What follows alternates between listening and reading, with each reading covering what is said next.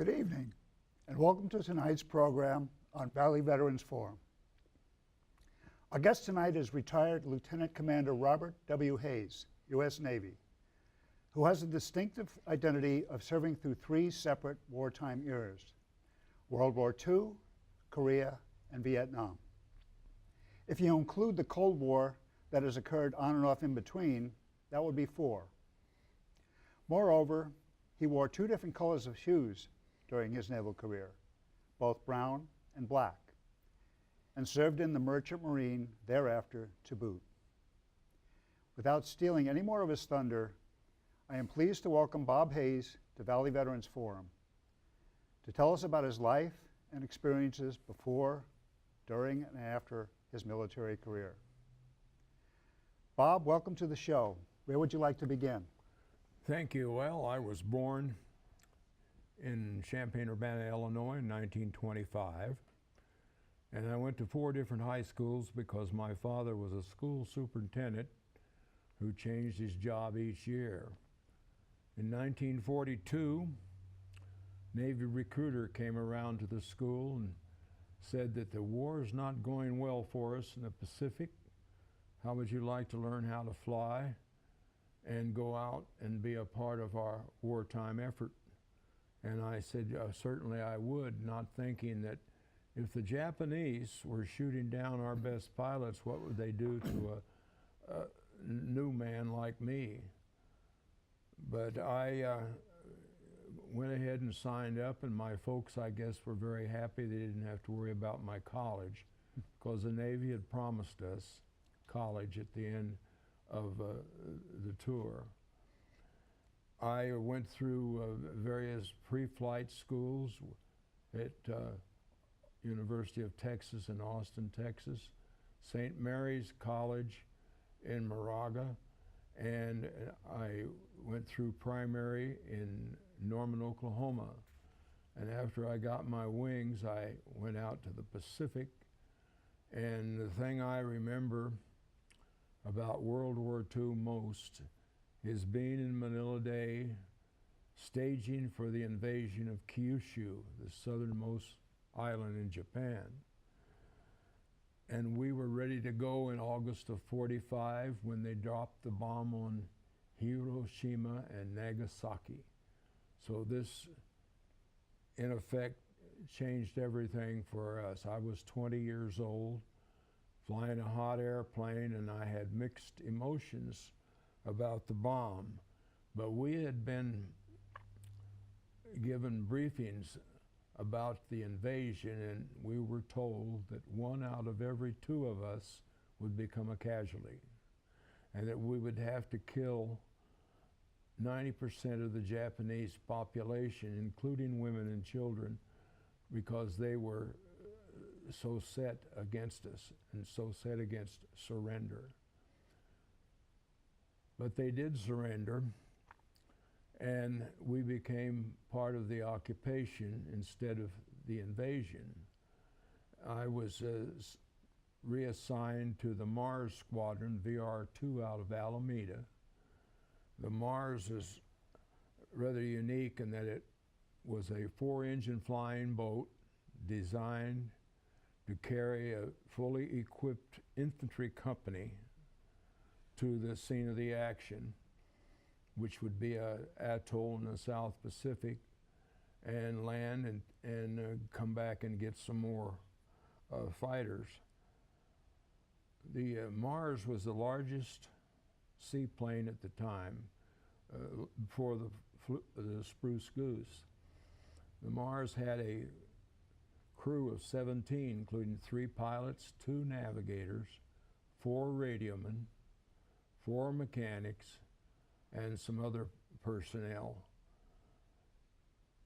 There was one old chief with several stripes, hash marks on his sleeve, that I didn't know what his job was, and being a new ensign, I wasn't about to ask him. Then you were assigned to a transport squadron with the JRM-2.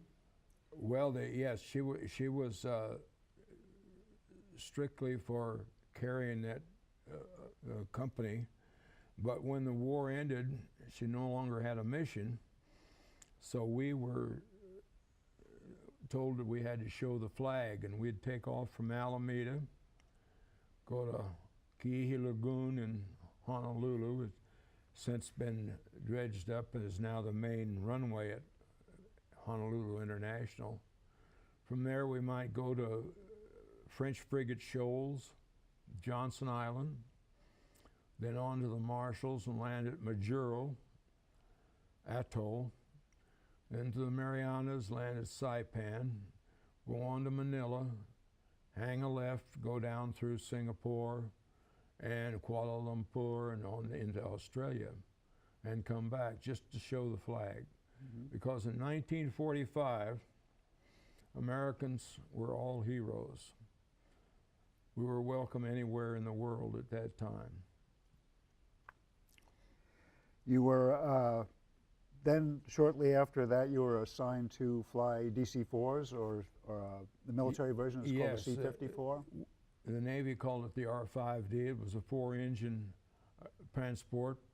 We'd fly to Honolulu and on out to the east, never above 8,000 feet. It was an unpressurized aircraft. Then in 1946, the year I was born, you were abruptly assigned a change in the Navy. Why don't you tell us about that? Well, the Navy wanted to save money, so the junior aviators lost their flight skins, so to speak, and we were assigned to the surface Navy, or the black shoe Navy, meaning that they wore black shoes with their khakis. I thought this, at first I thought this was a demotion, but it turned out to be pretty nice, because for those of you who have served on destroyers, you know that it's one big family. And I was lucky to serve on the Henry W. Tucker, which was engaged in a round-the-world voyage at that time. You're I see you're a landing force officer and an anti-air gunnery officer? Yes, as a new ensign on board this destroyer, I was assigned rather strange jobs. I was laundry officer, morale officer, and landing force officer. This latter assignment meant that I would get personnel from each division aboard ship to amount to about 30 people, and go ashore and take care of any civil disturbance which might occur there. So we got the word that a Marine lieutenant had pancaked his F-4U in the area above Ching Wang Tao. And so we were told to take our landing force ashore, burn the airplane, and bring back the pilot if we could get him. So we went ashore and found the airplane and set it on fire, and I was amazed how aluminum burns when it's hot. And we went on to the village, and we were taken under fire. I don't know, probably blunderbusses, because they didn't hit anybody. We had no casualties, but we fired back. Could see the shots go everywhere, because none of the members of the landing force were trained in small arms fire. But we found the pilot who had been on a diet of raw eggs and rice, and took him back to the beach where the heavy cruiser St. Mary's came in. She had medical personnel aboard, and so we turned the pilot over to her. and then we went back to the ship. And didn't think any more about this, but sometime later we got a call from Sync Westpac, Commander-in-Chief West Pacific Forces, 4-star Admiral, wanted to talk to Ensign Hayes. I'd never seen an admiral before. I didn't know how to act, really. But I knew I was in trouble when the junior man to see me into the offices was a 4-striper, then a 2-star admiral, and then the 4-star admiral. And he wanted to know why I almost participated in an international situation here. And we were not at war with those people, and we shouldn't have shot at them. And it didn't make any difference to him that we were fired on first. But he said, you may be getting a court-martial. So I went back to the ship expecting to be court-martialed, but the Navy instead, in order, I guess, to forestall any embarrassment, gave me an award. Good. And no court-martial. Good for them. In 1947, you were on the USS Samuel N. Moore. Tell us about that experience. Well, that was a short assignment. I went on there to replace another officer who had to be discharged from the Navy. And I was on the deck division there and stayed there until I was assigned to Commander Amphibious Forces Pacific as aide and flag lieutenant. In 1949, you were assigned to McGill University to attend polar climatology and school and study Soviet geopolitics. That's true. The admiral asked me, I was due for reassignment, he asked me where I wanted to go, and I said I'd like to go to that school in McGill. So he wrote me up a set of orders, and I went up there, and I met my first wife up there, in Montreal, Canada. And it was a good school, but nothing that I could use later on in my assignments, because I never got into any real cold climate. I was sent to Panama instead. Then in 1948 and 49, you were a staff command, amphib force? Yes, I was. That was when I was aide and flag lieutenant. And in 1950, we were doing exercises in the Far East, and just a few miles off of the western part of Korea, when the North Koreans came down and invaded. And so we were immediately in the war right away. And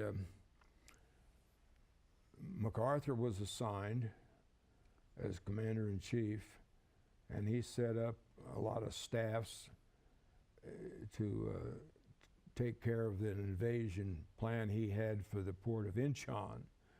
Incheon had 33 feet of tide, which meant every 12 hours the water would change. And it required real close planning to avoid disaster, because when the water went out, when the tide went out, there was 3 miles of mud. And I saw one tank that was dropped in the mud and disappeared. Before we go on with your story, since it's a lead up to Korea, we're going to insert a little 25-minute documentary that in detail shows our entry and exit from Korea. Okay. And then when we come back, we'll take up your Korean War experiences. Okay. Okay? This is Korea, the first great confrontation of the Cold War. Pacific. Sitting precariously between Russia, China, and Japan, Korea was always at the mercy of its bigger neighbors. For centuries, foreign conquerors trampled over Korean soil to do battle with each other. As World War II came to a close, the peninsula was up for grabs after decades of Japanese rule. In July of 1945, Soviet leader Joseph Stalin joined forces with the United States to pinch the Japanese out of Korea with a two-prong attack from north and south. The superpowers met at the 38th parallel, the line of latitude running through the middle of the peninsula. They agreed to split and occupy Korea along that line. The Soviets would control the northern half, while the U.S. took the southern half, each set to work honing a government modeled in its own image. When the superpowers pulled out in 1947, they left behind two starkly different regimes. In the north, zealous puppets of communist Russia and China took control. In the south, a Princeton-educated autocrat named Syngman Rhee emerged. Both sides wanted the other eliminated. Threats grew stronger, spies more numerous, and violence more prevalent along the border. This little peninsula wasn't big enough for both of them. The question was, who would draw first blood?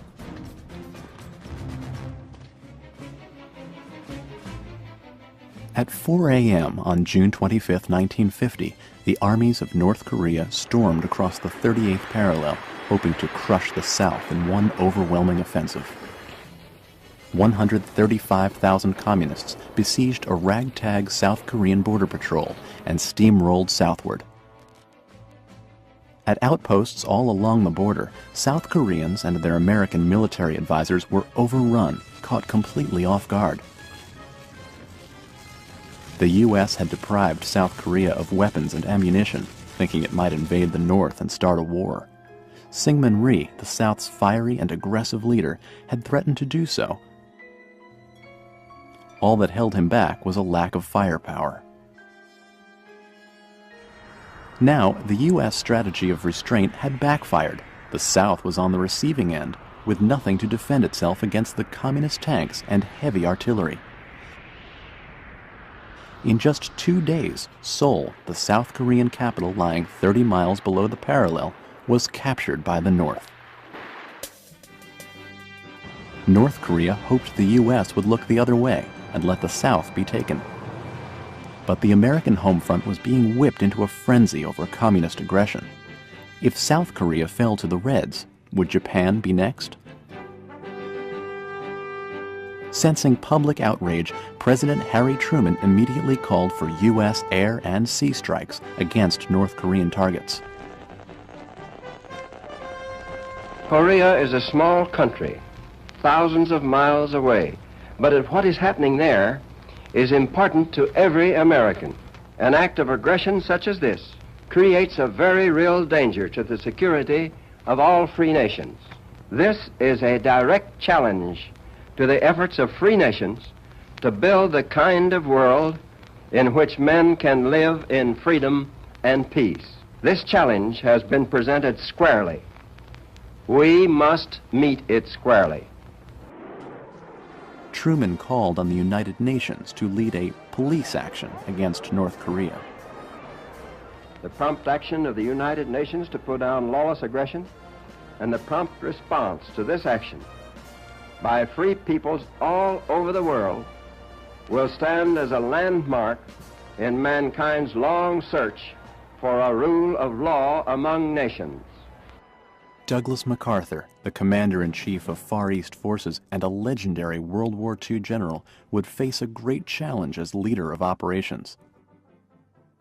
A supremely confident man with a larger-than-life presence, MacArthur was the face of America to the Asian world.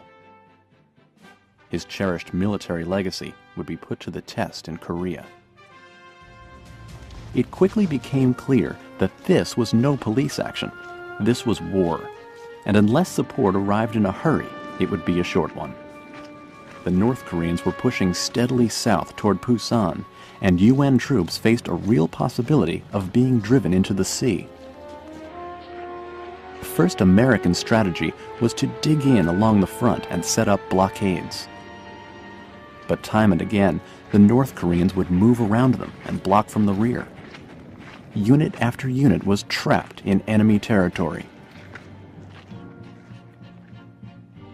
By July 20th, Only a small corner of South Korea was left to conquer. The United Nations was losing the race against time.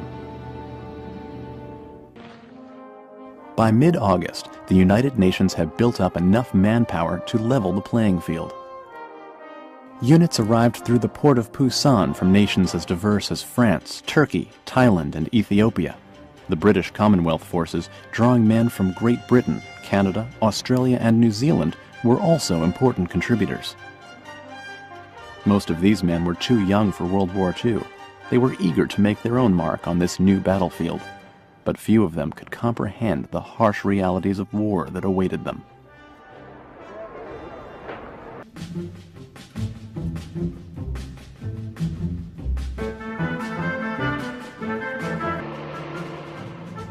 It offered a secure beachhead from which to launch attacks on Kimpo Airfield and Seoul, 25 miles away.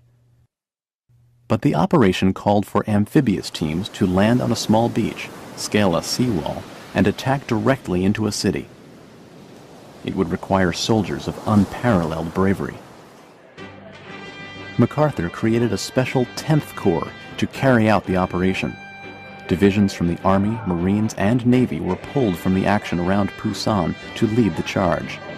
As the soldiers set sail for Incheon, they reflected on what lay ahead. As soon as we pulled out of Pusan, we began to get the briefings on the tide situation in the Incheon harbor area. None of us ever had any experience operating under such tidal conditions before, let alone ever having been involved in an amphibious landing. As soon as the morning of September 15th approached, we realized that we had all the ingredients for disaster on our hands. Ensign George Gilman, USS Mount McKinley.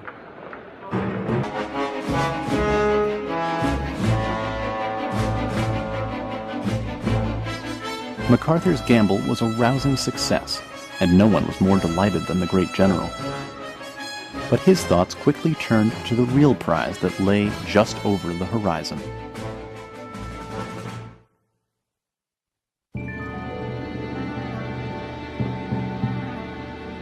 On September 29, 1950, dignitaries flew into Kimpo and made their way to Seoul for a celebration. It was full of pomp and pageantry. The United Nations wanted the world to know that their police action was well in hand. But snipers could still be heard in the distance during the ceremony, an audible reminder of the dangers still lurking on the horizon.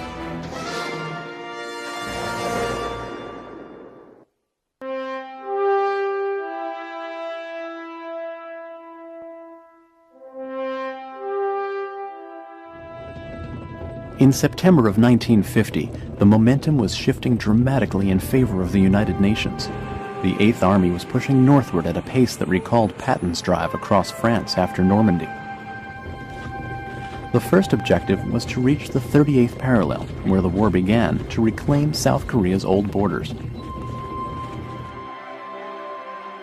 In Washington, tough choices had to be made. Should the United Nations continue the drive into North Korean soil? Would this overstep the mandate of a police action? There were no easy answers. U.S. commanders heard rumors that Communist China was moving large numbers of troops north into Manchuria. The Chinese resented American intervention in the region and feared that hostilities would spill over into their Manchurian territory. Intelligence reports estimated that up to 450,000 Chinese troops were lurking in the hills beyond the Yalu River, poised to strike. But these warning signs were cast aside by Americans thirsting for an unconditional victory. After the World Wars, anything less would be a disappointment.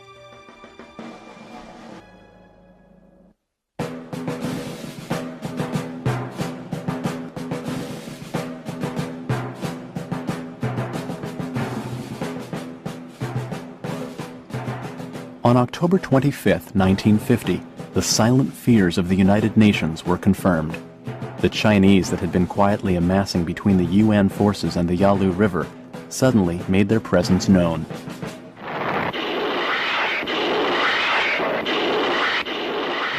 In the Central Mountains, thousands of American troops were ambushed and surrounded by a massive Chinese division. Entire battalions were caught off guard and decimated.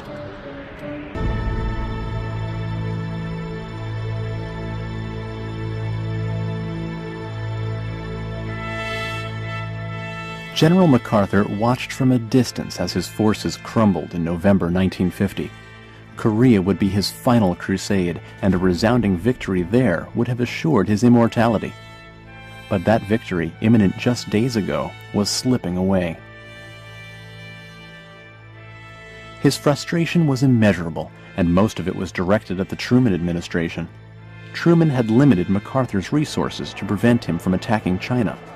He imposed airspace restrictions that forbade U.S. fighters from chasing Chinese planes beyond the Korean border, and he limited the amount of manpower and equipment that was sent to the front.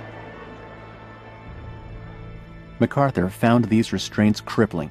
On November 28th, he sent a message of warning to the Pentagon. "We face an entirely new war. Our present strength of force is not sufficient to meet this undeclared war by the Chinese. This command has done everything humanly possible within its capabilities, but now is faced with conditions beyond its control and its strength. General MacArthur." The relationship between the president and his general, never entirely cooperative, was disintegrating as quickly as the UN's field position. Like its advance 2 months earlier, the UN's retreat gathered momentum as it went. The mass exodus of soldiers was eclipsed only by that of petrified North Korean civilians. Thousands were eager to defect.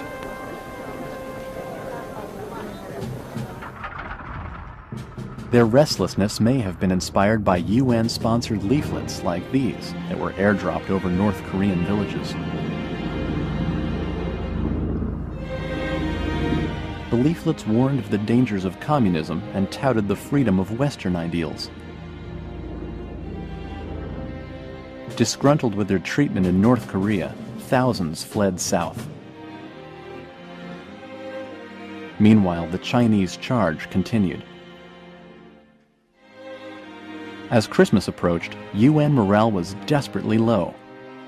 The men resented the limitations being imposed by Washington.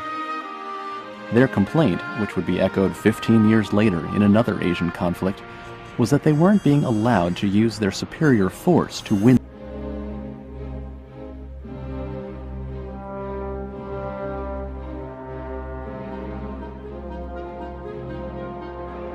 By January of 1951, the Chinese had pushed United Nations forces back to the drawing board with a frightening display of manpower. But they were quickly running out of steam. They were overextended and in dire need of supplies. They wouldn't be able to sustain an offensive much longer. Commander Ridgway was confident the days of retreat would soon be over. I find it difficult to understand the motives of the Chinese Communist leaders in continuing their aggression. Surely by now it must be clear to them beyond any shadow of doubt that they are incapable with their own resources of destroying the United Nations forces in Korea or of driving them into the sea, as they continue to boast they will. The general launched a task force named Operation Wolfhound to investigate the communist weakness. It set out north in the direction of Seoul. Ridgway was more concerned with destroying the Chinese army than with regaining territory. Under his watch, Korea would become a showdown between expendable UN firepower and expendable Chinese manpower.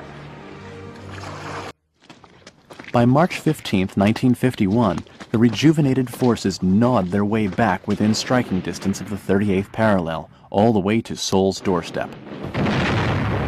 They bombarded the city limits with heavy artillery and pried the communists from the city once again. There was no celebration this time.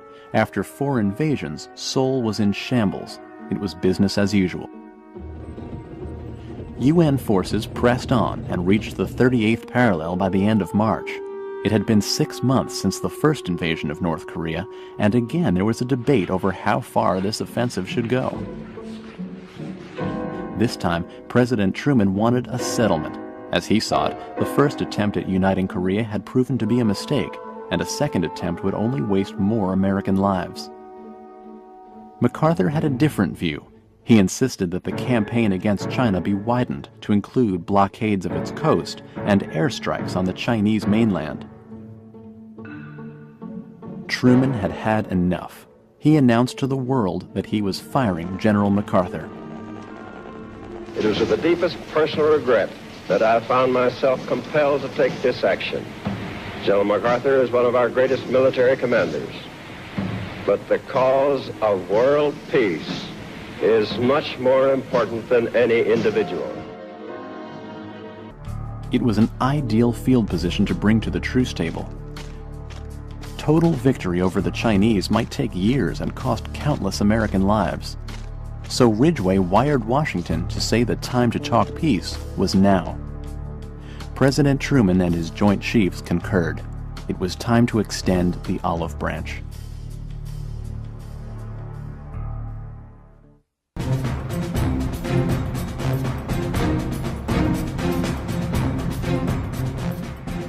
At the end of June 1951, the United Nations offered to talk peace with North Korea.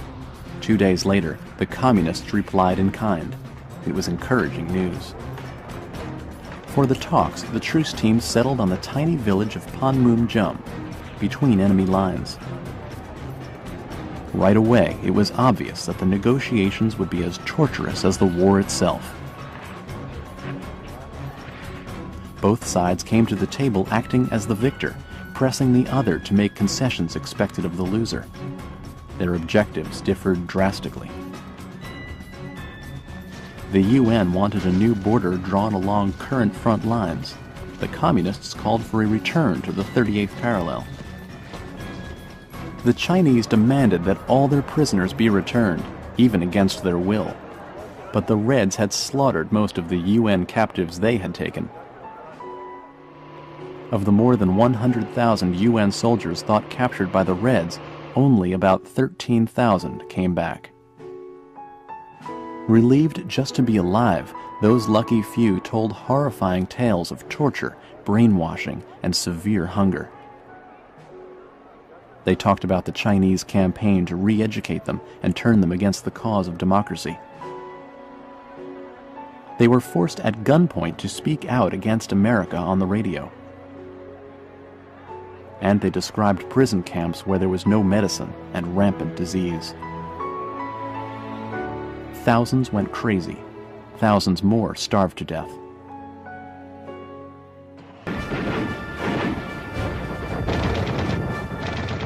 But the talks at Panmunjom went on and off with no progress. If negotiations were going to get anywhere, UN forces needed to find a better way to put pressure on the Reds. So they turned to their most obvious advantage: air power. If there was one unquestionable imbalance in this war, it was UN air superiority. From the first day of UN intervention in Korea until the final day of battle, American aircraft pulverized North Korea ceaselessly from above.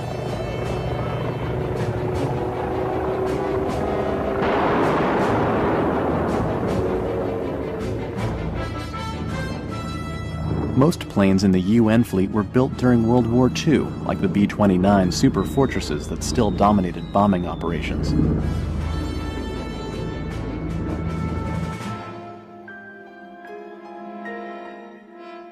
But a new generation of U.S. fighter planes was gradually being introduced and kept pilots a step ahead of the enemy. Jet planes like the F-86 Sabre ushered in a new era for aerial combat and quickly became the air war's main attraction. They replaced slower fighters with a more aerodynamic wing design, and they were faster and deadlier than anything that came before them. With the world's greatest aces in their cockpits, UN jets ruled the skies. In 1952, UN air power reached its peak strength. The U.S. Air Force had nearly 1,500 planes flying missions that year, and more from the Navy, Marines, and other UN squadrons.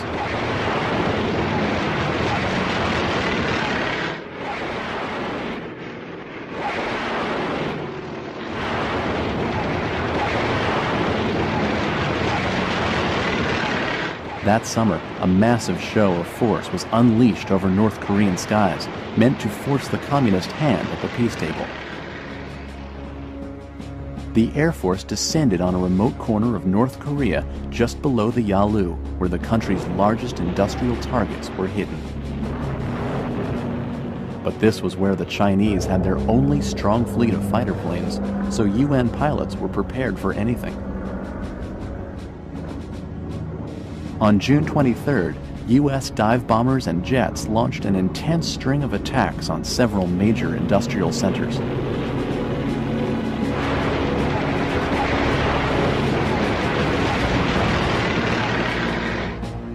The primary targets were hydroelectric plants. Air Force Sabres flew top cover on the lookout for Chinese MiGs, while bombers moved in and hit the plants.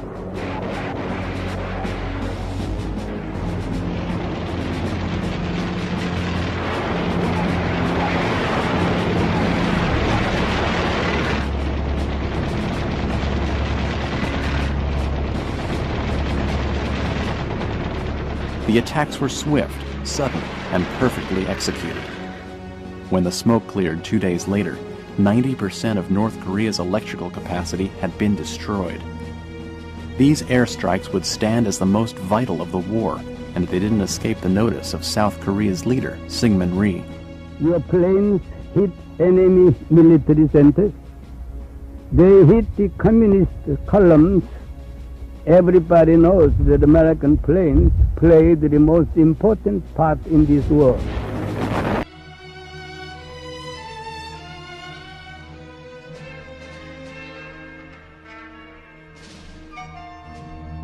Korea was the hot-button issue of the 1952 American presidential campaign.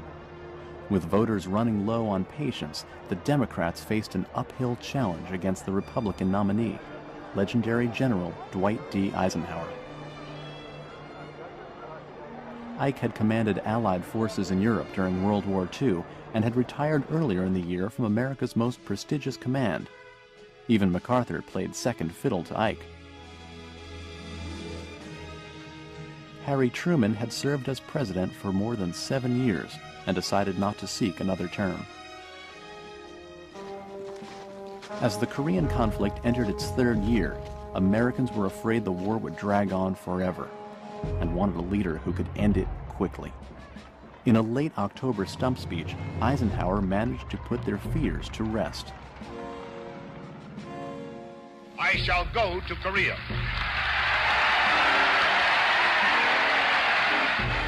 Only in that way could I learn how best to serve the American people in the cause of peace. Up to this point in the war, the communists had been emboldened by the UN's self-imposed limitations. But they took Ike's nuclear warnings seriously. Just 3 months after Eisenhower's inauguration, the Chinese cracked. They sent a letter declaring their desire to end the war. But the war's finale would be as tense as its beginning. The armistice took another 4 months to iron out. Along the front, soldiers on both sides knew the end was near and wanted to go out with the best field position possible. Hostilities broke out across the peninsula in last-ditch attempts to gain ground. The armistice was finally signed on July 27, 1953, more than 3 years after the war began. It divided the peninsula along the front lines, in effect giving the UN a small victory. In the field, artillery blasts kept rolling for another 12 hours until the agreement took effect. Then, all was quiet. Yes, on the Incheon invasion, I was a member of the Navy intelligence staff, and the Marines went ashore and didn't find that they had much in the way of opposition. My job there was enemy body count.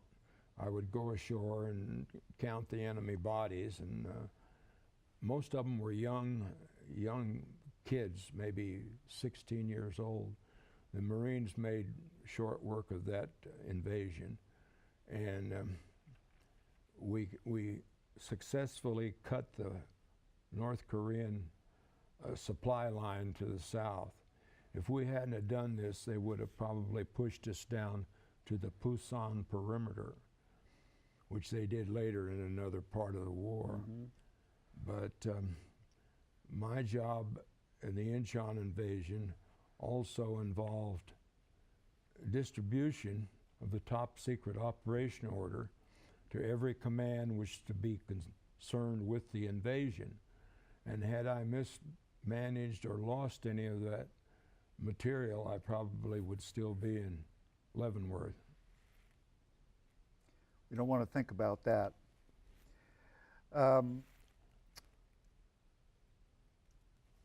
You were on the McKinley during the Incheon phase, and Yes. then thereafter, I'm not sure what year, you can remember this, you were assigned to the USS Pittsburgh, a heavy cruiser. Yes, I was on the McKinley and the El Dorado because they were that's where he had his flag, the three-star admiral, and also MacArthur had his staff aboard the Mount McKinley, and later on, I was assigned to the Pittsburgh out of Norfolk. And our job was conduct Cold War operations in the Mediterranean Sea. And 54, 55, you made lieutenant, and you were in Norfolk. Yes, I was assigned as provost marshal at the Norfolk Navy base, and my job there was to process Navy offenders to Leavenworth and other brigs around the country. But I soon found out that the most important part of the job was keeping the admiral's wife, captain's wife happy, and not give them tickets when they sped or parked illegally on the base. My predecessor went by the book, and he was assigned to Diego Suarez, which is a little dot in the middle of the Indian Ocean. Don't make those kind of mistakes.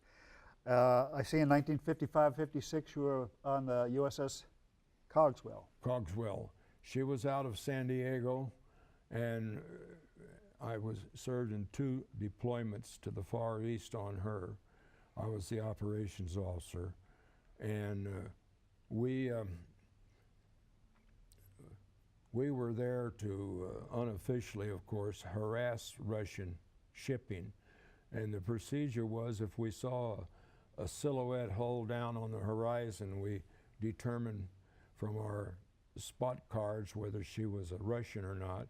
And if she was, we'd make turns for 32 knots and swing around and pass under her stern close aboard, and then come around and come alongside and take the pictures. And sometimes they reacted friendly.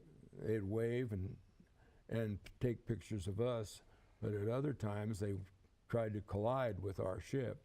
Of course, a destroyer can move faster than a merchant ship, so I was never in danger of a collision on a Cogswell.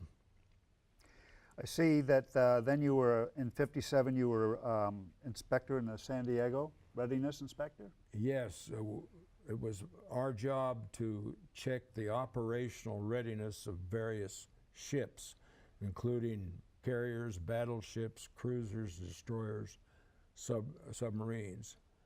And they didn't always pass. The Midway had a lot of problems because of excess paint on the winches and so forth. And we used to call her the halfway because they didn't always go along with our recommendations. Then in 58, 59, you finally got your chance to go to college on the at government expense, a promise that you had been made many years earlier when you joined. Yes, the Navy sent me to Tulane University in New Orleans because I had listed that as my third choice back in 45, and they finally saw fit to assign me, and it was pretty good duty. I got to wear civilian clothes, but drew full pay and allowances. And I lived in the French Quarter for a while. Thereafter, you were on in 1960, you joined the crew of the USS Noble. Yes, the Noble needed a first lieutenant, which I was assigned to because they had a mission to bring back casualties from the Far East, various commands. So I served on board her for 2 years. In 61, you were beach master.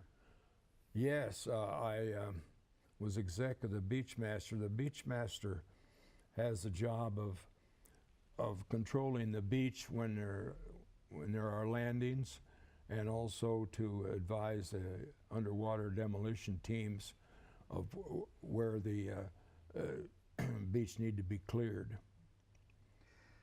Then in 1962, we were seeing a buildup already in Vietnam, and you had several assignments. A staff joint. Yes, I was sent out to JUSMAG, which is Joint United States Military Advisory Group.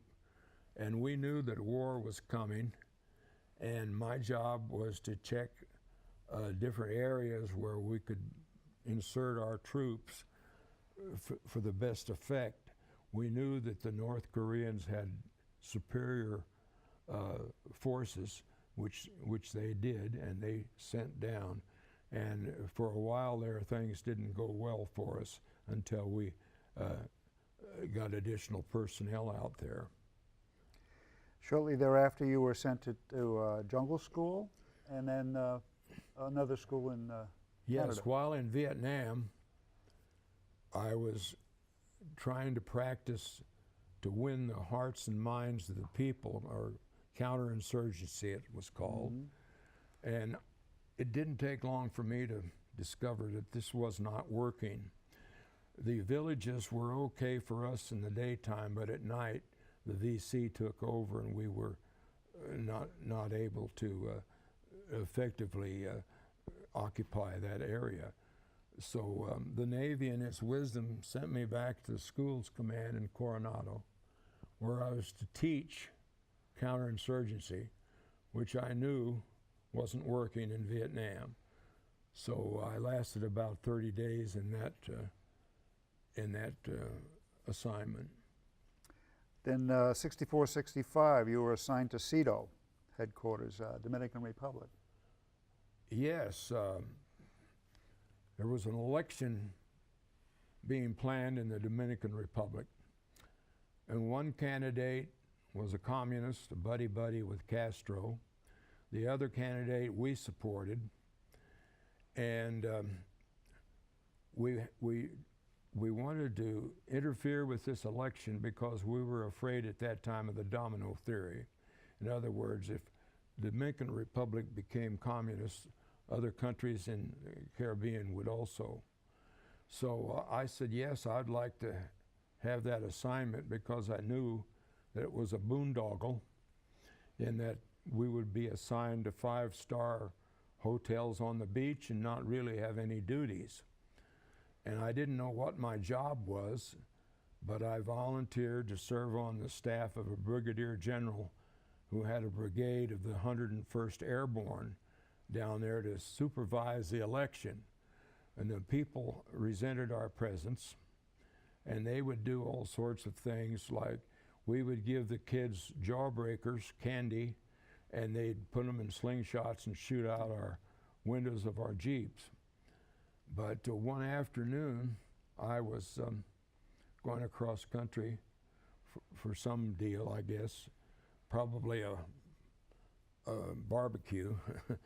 But we were ambushed by the rebels, and they got my driver, and I was wounded and air evac'd out. They had nothing against me. They gave me morphine, I remember, and called the American forces, and they came to get me in a helicopter, then took me to a C-130, and I was rehabbed to San Juan, Puerto Rico, 5 months.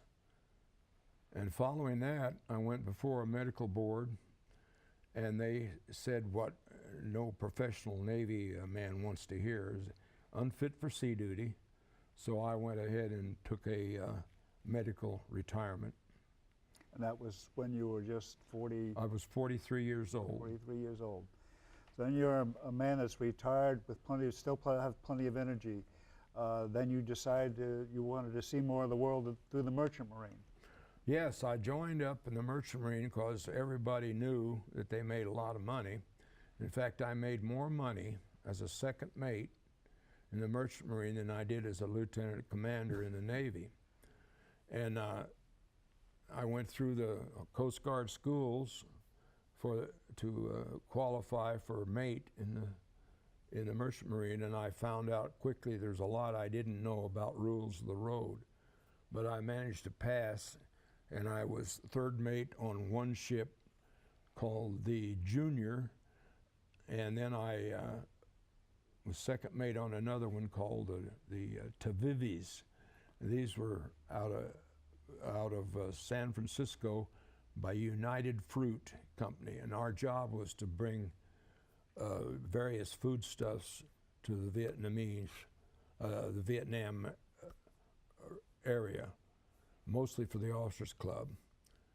And as you probably know, 5% of any cargo that the Merchant Marine hauls can be written off as spoilage, spillage, theft, or breakage. And my friend was a bosun on board and in charge of the cargo, so I ended up with some very exotic food like caviar and smoked eels and stuff. Part of the 5%. Well, good. Now tell us a little bit about your post-military, your civilian life. Well, I came up to Fresno because I thought I had a job with Boise Cascade to promote their recreational area up at Groveland. And it didn't last very long because it seemed that Boise Cascade was misrepresenting some of the property and that there was no water on it, or it didn't have the views that they said they had of Half Dome. So they had a class action suit, and we lost our jobs. But I stayed in Fresno and met my present wife, Diane, here, and decided I might as well be a flight instructor. And so I passed all the tests for instructor, multi-engine, instrument, and so forth, and managed to accumulate 31,000 hours. And I quit flying a couple of years ago because the FAA thought that one of the pills I was taking for enlarged prostate would cause me to become spatially disoriented. Well, I went up and taught aerobatics and proved them wrong, but they still took my instructor's license, and my entire aviation stopped right there. But you did have an illustrious flight career here, and you had mentioned earlier that you've worked with Mr. Mazie for years. I guess pretty much had quite a few experiences. The last one I think we can probably touch on here is the one where you had to make an emergency landing with one of his planes. Yes. Fred Mazie, who was Mr. Aviation of Fresno, gave me a job of flying a Mixmaster. That's a Cessna 337, center line thrust, one engine ahead and one in back. And I was to take two scientists with me, and we would fly out 100 miles and turn around. And in the process, we would check the migration of the whales from the Arctic area down to Scammons Lagoon in Baja. And previously they had planted, I guess, a transducer in the flippers, and we had instruments on board this airplane that could pick up individual animals, so we knew pretty much about it. But that morning at 6:30, I'd put 136 gallons in the tanks of this airplane, and I knew that was close to what it would really could really fly on. But about 5 o'clock, we were coming back, and I thought we had plenty of gas, but the rear engine quit between Catalina and Long Beach. And I didn't worry about that too much because I knew it would fly okay on one engine. So we went a little further along, and then the other engine quit, and I became a glider. And I declared an emergency, and Fullerton wanted me to try to make their airport, and I said no way because of those high-rise structures around the airport. So I set up to land on the beach at Newport, and I was all set up, but there, as you know, there are lifeguard towers there, and I'd have to bring one wing up to miss the tower, but I managed to land. Tide was out, and I missed everybody. There was no injury, no damage done, except to the airplane, of course, the belly. I left the gear up, and this was at 53rd Street on the island, close to the mayor's house, and he noticed all the turmoil out there in the airplane, and he comes out with a martini, and he gives it to me, and I pass it to one of the scientists who knew enough about flying to be really scared. The other guy, I think, thought it was routine, but I gave the martini to the other guy who was kissing the ground, and I called Fred Mazie and told him what had happened, and he said, well, get a rent-a-cop, watch that airplane at night because there's some expensive equipment in there. So I made a phone call and found out a rent-a-cop cost $13 an hour. Well, Fred was only paying me $12 an hour to fly the airplane, so I said, I'll be the rent-a-cop. So I slept in the airplane along with my wife's son, and I was amazed at the number of people on the beach at all hours of the night. But the next morning, they came out and took the wings off, put it on a lowboy, and took it to Fullerton. And a cop came up and gave me a ticket for unauthorized parking of a vehicle overnight on the beach. Insurance paid it. It was $25. Oh, good. And Fred, they put the airplane back together in the hangar at Fullerton, and Fred called me up and said, hey, you want to fly again this weekend? I said, no. Well, that's about wraps up the time we have for our show today, but I want to thank you for coming here tonight and spending time with us and telling us about some of your experiences and making this a very enjoyable program. And I want to thank our viewers for coming in. Thank you again, all of you, for joining us tonight on Valley Veterans Forum, and we look forward to coming back again and doing another show.